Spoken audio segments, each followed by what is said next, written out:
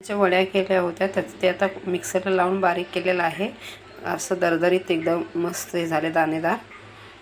आता याचे मोदक बनवायचे आहेत. कढई ठेवले. कढई आता गरम झाली आहे. ह्याच्यामध्ये 1 चमचा तूप टाकते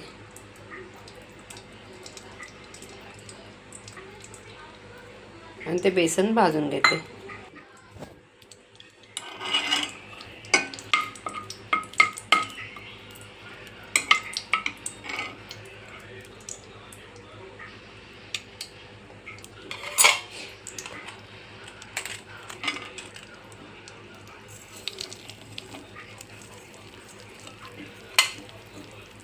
म्हणजे साखर आणि बेसन घेऊन हे वडी बनवली होती.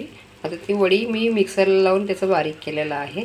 आता हे परत भाजून घेणार आणि मोदक बनवणार. अजून याच्यामध्ये तूप टाकते.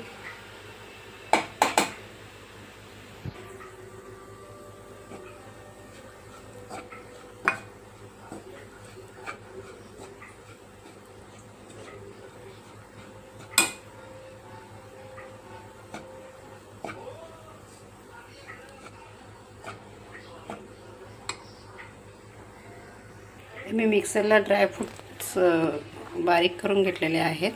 आता त्याचे 2-3 चमचे त्याच्यामध्ये टाकून देते.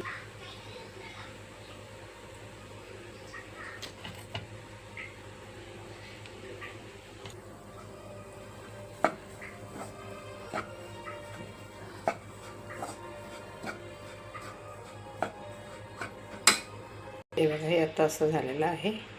आता याचे मोदक वळायचे. असं साचा घेतलेला आहे. ह्याच्यात टाकून मोदक बनवू.